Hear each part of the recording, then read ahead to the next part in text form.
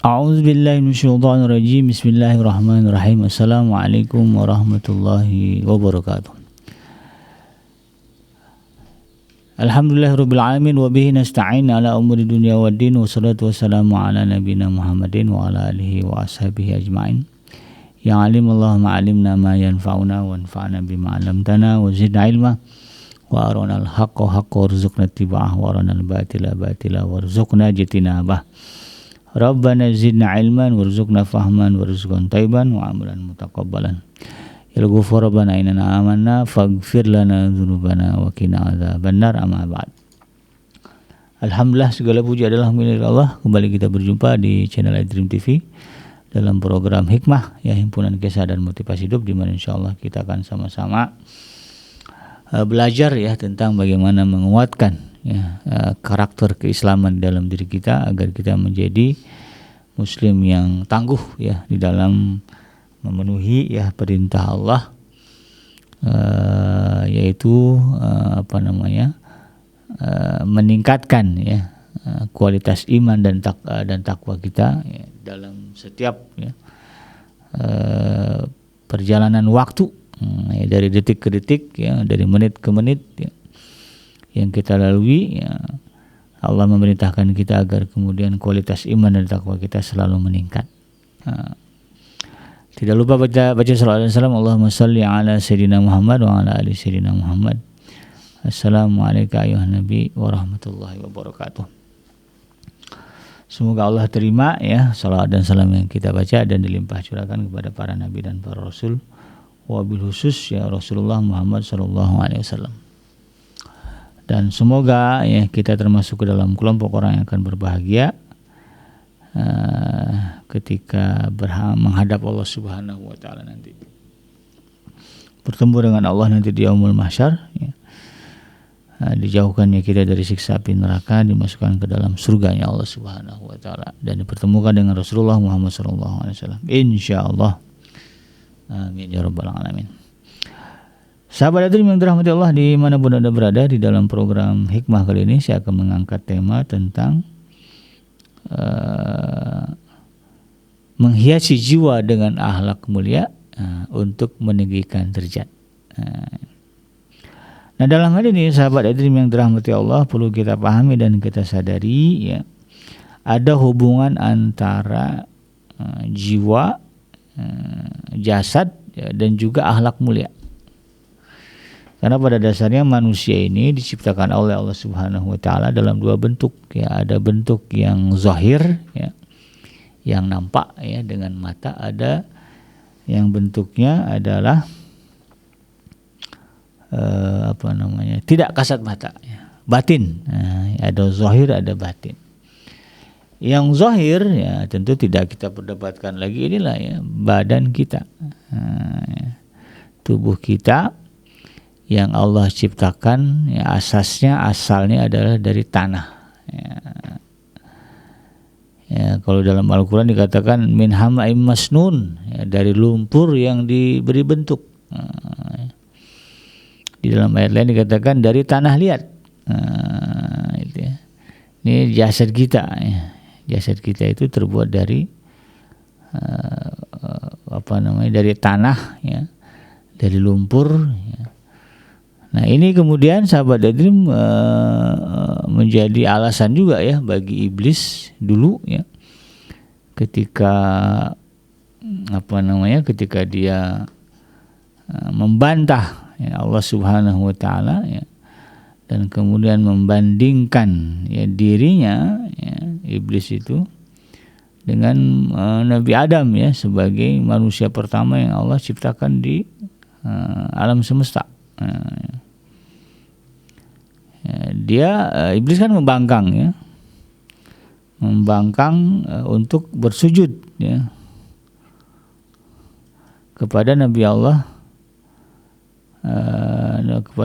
Adam alaihissalam.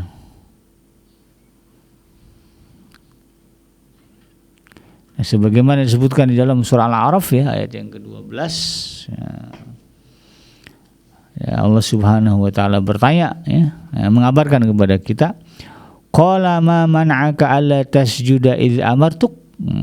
Allah berfirman, ya, apakah yang menghalangimu untuk bersujud kepada Adam, ya, di waktu aku menyuruhmu? Ya, ucapan ini Allah hadapkan kepada iblis, ya, dan geng-gengnya, ya, yang tidak mau sujud kepada Nabi Allah Adam alaihissalam ketika diperintahkan dulu. Apa kata Adam? Qala. Apa kata iblis? Qala ana khairum minhu. Kata iblis, ana khairum minhu. Aku, kata iblis, ini ada istilahnya apa? Ananiyah, keakuan, ya. Ego, ya. Dia mengatakan aku, ya, iblis, ya, lebih baik, ya, daripada dia, ya, maksudnya daripada Adam. Apa alasan dia mengatakan dirinya lebih baik? Khalaqtani min nari wa khalaqtahu min tin. Engkau telah ciptakan aku dari api, sementara dan engkau telah ciptakan dia dari tanah. Jadi iblis menganggap api lebih baik daripada tanah. Api lebih baik daripada tanah. Itu kata iblis, merendahkan Nabi Allah Adam alaihissalam. Jadi memang orang yang suka main fisik, ya, suka merendahkan itu memang geng iblis lah. Iblis dari dulu riwayatnya begitu, ya, suka merendahkan makhluk selain diri dia. Jadi kalau ada kita ini, ya, walaupun ngakunya Islam, tapi suka banget merendahkan orang lain, ya, merendahkan bangsa lain, ya, merendahkan sesama manusia, itu kan, dengan beragam latar perbedaan lah, gitu, ya. Ini mirip lah, ya, dengan geng-gengnya iblis, ya, mungkin satu geng lah, ya, sama iblis.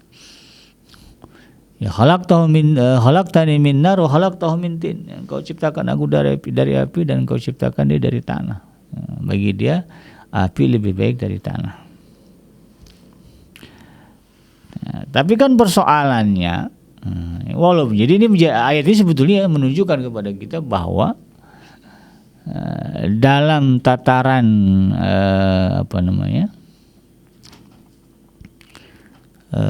sudut pandang lah, ya, sudut pandang umum, ya, bahwa tanah itu dianggap lebih hina, ya, daripada api. Itu, ya. Jadi ada pandangan-pandangan, ya, yang menyebutkan, ya, kedudukan sesuatu, apakah ini baik atau apakah ini tidak baik, ya, apakah ini mulia, ya, kayak batu lah, misalnya sahabat Idrim kan, ya, ada batu yang biasa, ya, ada juga disebut dengan batu mulia. Ya, logam juga sama, ada logam biasa, ada logam mulia. Maka dalam hal ini sahabat yang dirahmati Allah, ya, Allah Subhanahu wa taala menciptakan manusia ini dalam dua bentuk, ya. Ada bentuk kasar, ya, yang disebut dengan jasmani, ada bentuk halus yang disebut rohani. Nah, dalam hal ini jasad manusia ini Allah ciptakan dari tanah, di mana tanah dalam perspektif iblis, ya, iblis kan cerdas, gitu, ya. Allah kasih dia ilmu, gitu kan, karena kan dia lebih senior daripada kita manusia, dan dulunya dia adalah penghuni surga juga, gitu kan. Udah ketemu Tuhan dia, ya, udah ketemu Allah, dia dialog langsung dengan Allah, ya, kita nggak ada apa-apanya. Dalam sudut pandang dia, tanah itu adalah zat yang lebih rendah dibandingkan dengan api, itu kan. Nah, ini Allah kabarkan kepada kita agar kemudian kita menyadari pada dasarnya, ya, kita itu dari awal sudah dianggap hina, sudah disepelekan, ya, sudah dianggap rendah, gitu kan, oleh iblis, gitu kan. Karena apa? Ya, karena persoalan fisik, ya, bahwa kita diciptakan oleh Allah Subhanahu wa taala dari tanah, ya, min hama'im masnun, dari lumpur yang diberi bentuk. Kalau berbicara lumpur, sahabat Edrim, rata-rata orang kalau udah bersih bajunya nggak mau, ya, kena lumpur. Main lumpur itu sesuatu yang harus dijauhi, gitu kan, apalagi kalau lumpurnya bau, gitu kan. Nah, ini juga harus menjadi kesadaran bagi kita, karena pada dasarnya, bagian dari diri kita itu ada yang dianggap rendah, ya. Ya, kita harus mengaku itu, ya, bahwa kita ini, ya, posisinya, gitu kan, kalau berbicara posisi, gitu kan, kita termasuk ke dalam kategori makhluk yang dianggap rendah. Tetapi kemudian atas keadilan Allah Subhanahu wa taala, ya, dan ini bagian dari tujuan utama diciptakan manusia, Allah ciptakan bagi kita sesuatu yang kemudian tidak nampak. Ya. Dan kemudian sesuatu itu ya ternyata kemuliaannya melebihi jasad, ya, bahkan melebihi api. Ya. Iblis kan membanggakan dirinya mulia karena dia diciptakan dari api. Dan ternyata Allah Subhanahu wa taala menciptakan dalam diri manusia ya, dan menjadi bagian unsur ya dalam diri manusia sesuatu yang kemudian lebih tinggi, lebih mulia dibandingkan api itu tadi. Apa itu? Ruh. Ya. Ruh yang dan kalau berbicara unsur ya tidak nampak ya, atau unsur dari batin ya manusia itu ada nafs ya atau jiwa. Kemudian jiwa ini bahasa kitanya apa ya, nyawa lah ya, sukma ya. Kemudian ada ruh, ruh ya maaf, jiwa itu sukma ya, kemudian ruh ini ya ruh ya. Kalau saya menyebutnya juga sama dengan nyawa ya, karena ruh itu menggerakkan ya. Orang kalau udah ruhnya dicabut udah nggak bisa ngapa-ngapain dia ya. Ya ruhnya, kalau ruhnya masih ada di badan masih bisa dia ngapa-ngapain. Jadi yang tidak nampak itu adalah jiwa yaitu nafsun ya dalam bahasa Al-Qur'annya. Kemudian ada ruh ya. Kemudian ada qalbun ya. Bahasa kitanya akal ya, atau hati. Ini kan tidak terlihat ya. Belah mana itu ya? Apakah jantung beda gitu. Atau kaliper. Tapi Allah menyebutkan ya posisi qalbun ini, akal ini ada di dalam dada. Itu ya. Kemudian ada satu lagi unsur namanya hawa. Ya bahasa kitanya hawa nafsu, ya, kehendak atau desire ya, hasrat. Nah, empat unsur yang nggak nampak nih. Ya. Yang satu yang jasad yang nampak, jasad yang nampak ya. Sementara yang empat ini tidak nampak. Nah dari empat yang tidak nampak ini ada satu yang paling menonjol yang Allah berikan kepada manusia, dan dengan itu kemudian manusia ya, menjadi lebih bernilai ya, lebih mulia dibandingkan iblis ya, sebagaimana disebutkan di dalam surah surah Sad ya, surah yang ke-38 ayat yang ke-71 dan ayat yang ke-72. Allah Subhanahu wa taala berfirman, "Iz qala rabbuka lil malaikati inni khaliqum basyaram min tin." Ya. Ingatlah ketika Tuhanmu berfirman kepada malaikat, sesungguhnya aku akan menciptakan manusia dari tanah. Ya. Itu tanah tadi ya yang dianggap hina oleh iblis. Lalu kemudian Allah katakan, "Fa idza sawaituhu wa nafakhtu fihi min ruhi." Kemudian apabila telah aku sempurnakan penciptaannya, ya, Allah telah sempurnakan penciptaannya. Di mana bagaimana penyempurnaannya? Nah, sebagaimana disebutkan di dalam surah As-Sam ya, surah Asy-Syam ayat yang ke-7, 8, 9 dan 10 ya. Ayat 7 dan 8 lah ya. Wa nafsi wa masawwaha, ya, demi jiwa dan penyempurnaan penciptaannya dan penyempurnaan ciptaannya ya.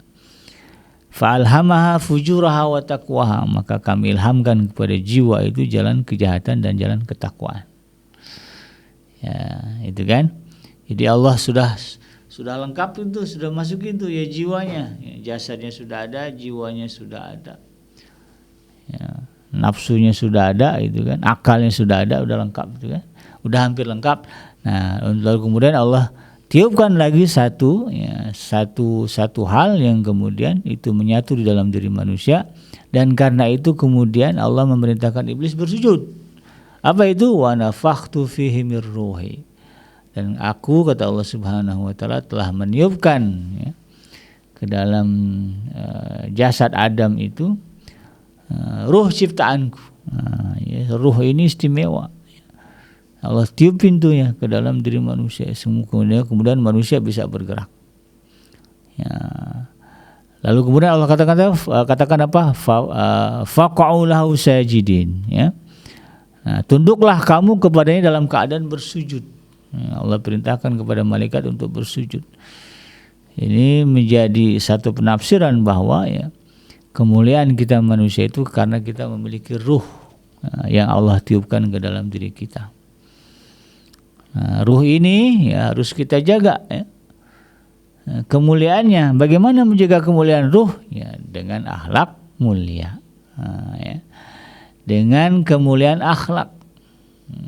Jadi ruh kita ini kita hiasi dengan sifat-sifat yang mulia, sifat-sifat baik. Jangan kemudian kita kotori dengan sifat-sifat buruk. Ya, ketika orang itu buruk, ya, maka ya kalau berbicara ini ketika kalau kita ngomong menunjuk orang itu kan, itu orangnya jahat. Pada hakikatnya kalimat itu diarahkan kemana? Bukan diarahkan kepada fisiknya, bukan kepada jasadnya, tetapi ke dalamnya, kepada yang ada di dalam fisiknya itu. Ya, ke dalam jiwanya, di dalam jiwa itu ada ruh. Nah ruh itu yang kemudian disebut jahat, sedih itu ya. Padahal itu Allah tiupkan langsung. Ya, wa nafakhtu fihi mir ruhi. Ya. Aku tiupkan langsung ke dalam jasad itu ruh ciptaanku, ruh Allah masuk situ. Lalu kemudian kalau dihiasi dengan kejahatan, sifat-sifat buruk, itu menjadi tercela. Menjadi sebuah kehinaan. Nah ini kemudian harus kita pahami dan kita sadari. Jadi kalau kita ingin mempertahankan kemuliaan ruh kita, ya, yang dengannya Allah perintahkan malaikat bersujud, ya, tunduk patuh kepada kita, maka kita hiasi, kita jaga ya ruh itu dengan akhlak yang mulia. Di dalam surah Asy-Syams itu ya di ayat yang ke 9-nya disebutkan itu qad aflaha man zakkaha, maka beruntunglah orang yang menyucikan jiwa itu. Wa qad khaba man dassaha, dan merugilah orang yang kemudian mengotori jiwa itu. Jadi ketika jiwa kita ya, yang di dalamnya ada ruh tadi ya, kemudian kita kotori dengan sifat-sifat buruk, maka kata Allah Subhanahu wa taala dikatakan wa qad khaba, maka rugilah ya, kita di dunia juga akan mengalami kerugian, di akhirat apalagi ya. Di dunia tidak ada orang yang mau dekat dengan penjahat ya, penjahat itu banyak dideketin karena dia punya duit aja ya, punya duit dan punya kekuasaan. Kalau hilang duit dan kekuasaannya nggak ada yang mau dekat, percaya dah. Sebaliknya orang baik ya, walaupun dia miskin ya, dia nggak punya materi, nggak punya pangkat, tapi kalau hatinya tulus, murni, akhlaknya baik, orang senang ya, berkawan, berteman ya, bercengkrama, ngobrol ya, jadi bestie bisa gitu ya, kalau orangnya baik, walaupun nggak punya apa-apa ya. Kita sama lah kalau punya teman gitu kan ya, kita kan bisa bedain ya bagaimana berteman dengan orang yang baik dan berteman dengan orang yang tidak baik. Dan yang kita cari adalah teman yang baik kan, gitu ya. Nah, jadi di dunia saja kerugian itu sudah Allah berikan, yang akan dirasakan, apalagi di akhirat. Maka kerugian terbesar ya bagi manusia nanti ya, ketika dia tidak mampu menjaga kesucian jiwanya ya, ruh yang Allah titipkan di dalam dirinya ini, maka ya, dia akan dicemplungkan ya, dilemparkan oleh Allah Subhanahu wa taala ke dalam neraka jahanam. Dan enggak laku itu ya kebaikan fisik yang Allah berikan kepada kita. Nanti ruh itu Allah cabut, Allah dikembalikan kepada Allah lagi. Maka yang tinggal yang 4 ini, yang ruhnya udah dihilang tuh, yang tinggal nanti jasad, jiwa, hati tadi ya, sama nafsu ya. 4 ini. Nah, ini yang 4 ini yang kemudian akan merasakan siksa Allah Subhanahu wa taala karena ya, tidak mampu menjaga kesucian ruh tadi ya yang Allah tiupkan. Nah, tapi kalau mampu kita jaga ya, kemuliaan jiwa kita ya, ruh kita ini dengan akhlak mulia, Allah katakan qad aflaha, maka telah sukses, beruntunglah orang yang kemudian menjaga kesuciannya. Ya, ruh Allah ini ya, ruh dari Allah itu kan suci ya.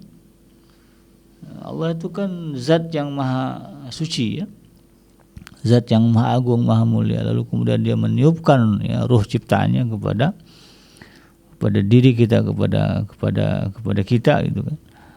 Itu kan luar biasa itu kan. Dan karena itu kemudian dulu iblis, malaikat disuruh sujud kan kepada Nabi Allah Adam alaihissalam. Karena di situ ada ruhnya Allah, ada ruh Allah gitu ya. Nah kemudian ketika ruh itu ya yang Allah tiupkan ke dalam diri kita jaga kesuciannya sampai kita menghadap Allah Subhanahu wa taala, artinya tidak kita kotori dengan sifat buruk. Karena fitrahnya Allah itu kan kebaikan ya. Karena ada ayat yang menunjukkan fitrah Allah ya. Allazi fatoran nas alaih ya. Fitrah Allah yang telah ditetapkan, yang difitrahkan kepada manusia. Fitrah Allah itu apa? Ya Al-Quran, kebaikan. Ya, kalau kita bicara fitrah dalam diri manusia itu kebaikan. Ya, tidak ada manusia yang kemudian fitrahnya jahat. Nggak ada. Ya, kalau kita lihat anak-anak kita itu ya, anak-anak kecil gitu, dia kalau berantem sama temannya sebentar aja, habis itu cepat banget bayan. Yang fitrahnya begitu baik. Ya. Gitu kan. Bukan jahat gitu kan. Kalau anak-anak itu ya fitrahnya berbagi, pokoknya kebaikan lah gitu kan. Tidak ada yang kemudian ya, punya jiwa jahat gitu. Nah kalau itu berhasil dijaga ya, sampai kemudian kita meninggalkan alam dunia, maka kata Allah katakan apa? Beruntung. Nah, maksudnya apa? Tinggi derajat kita di sisi Allah Subhanahu wa taala. Tinggi derajat kita di sisi Allah Subhanahu wa taala. Ya, karena itu tadi ya, ketika kita ya berjuang untuk meninggikan, berjuang untuk menjaga kesucian jiwa kita, ya ruh kita ya, agar tidak dicemari dengan akhlak yang buruk ya, perbuatan yang buruk ya, dengan dosa dan kemaksiatan, dengan kejahatan, kezaliman begitu. Maka sesungguhnya kita sedang berjuang untuk meninggikan derajat kita di sisi Allah Subhanahu wa taala. Ibaratnya ginilah ya, kita dikasih barang, ini barang ya, jaga. Ya. Maka ketika kita berhasil menjaga barang itu, kita akan dipandang sebagai orang yang amanah ya, oleh orang yang menitipkan barang. Maka kita akan dapat posisi itu ya, di hati orang yang menitipkan barang, akan dapat kepercayaan itu. Nah itu kan ibaratnya itu ketinggian derajat. Nah, yang ketika Allah mengamanahkan ruh ke dalam diri kita ya. Ruh itu Allah perintahkan dijaga kesuciannya, jangan sampai dikotori dengan keburukan-keburukan, lalu kemudian kita berhasil menjaga ya sampai kita meninggal dunia, maka tentu kita akan mendapatkan tempat spesial ya di sisi Allah Subhanahu wa taala karena kemampuan kita menjaga kesucian dan kebaikan jiwa kita. Nah, karena itu kemudian sahabat yang dirahmati Allah ya. Nah, disinilah pentingnya ya bagi kita untuk merenung-renungi, menyadari ya, terutama ketika kita ya pada posisi lemah lalu cenderung ingin melakukan keburukan ya, kemaksiatan, kejahatan. Sadarilah ya bahwa di dalam diri kita ini ada satu unsur yang sangat mulia ya, di hadapan Allah Subhanahu wa taala, dan kemuliaan itu harus dijaga. Nah, karena keberadaan ruh itulah kemudian dulu malaikat disuruh sujud ya. Lalu apakah kemudian kita ya, ingin membuat ya, diri kita menjadi hina ya, rendah ya, dengan mengikuti dorongan ya untuk melakukan kejahatan ya. Ya, secantik apapun fisik kita, setampan apapun jasad kita, kalau kemudian jiwa kita tidak mulia, maka di sisi Allah rendah. Ya, karena pada dasarnya badan kita ini kan asalnya dari bahan yang rendah, kan? Bahan yang hina. Bahkan kalau bicara air ya, kalau sebut mima'in mahin ya, dari air yang terpancar gitu kan. Air yang terpancar, air hina yang terpancar ya, karena kalau keluar air itu orang nggak ada yang suka ya, jijik gitu. Bahkan kalau dalam Islam ya, kalau orang keluar air mani ya, itu wajib mandi junub ya, ngebersihinnya pakai air satu kulah itu. Nah, kalau keluar pipis gitu kan, air kencing gitu ya, kita ngebersihinnya cukup dengan air segelas gitu, setengah gelas.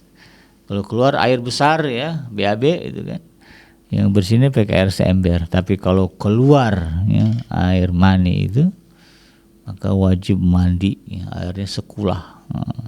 Menunjukkan betapa sebetulnya kita secara jasmani kita hina.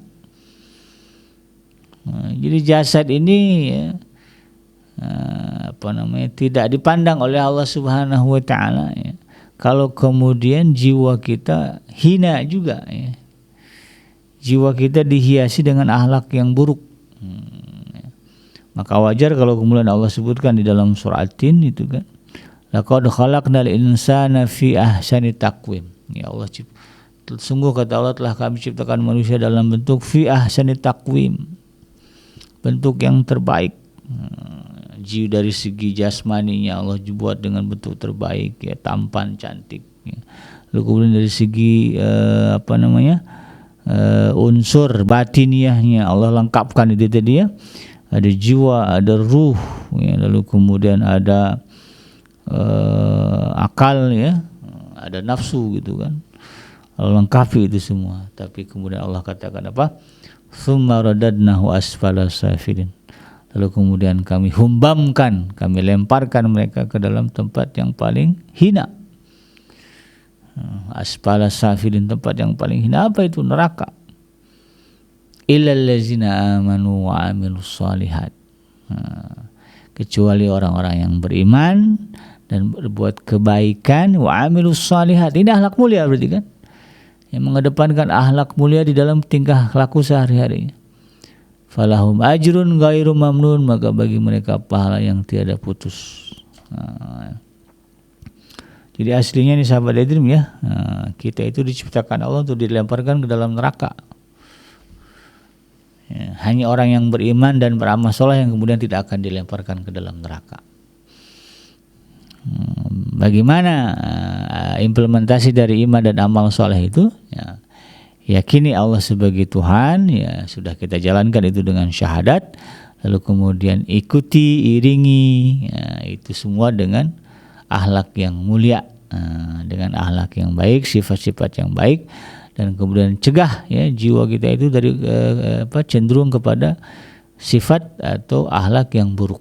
Ini yang kemudian kita harus pahami. Insya Allah ya kalau seperti itu, maka kemudian jiwa kita, ya, diri kita ini yang terdiri dari jasmani dan rohani akan menjadi makhluk yang dimuliakan oleh Allah Subhanahu wa taala, dan pada akhirnya kemudian dikasih tempat ya, tempat yang nyaman, yaitu surganya Allah Subhanahu wa taala.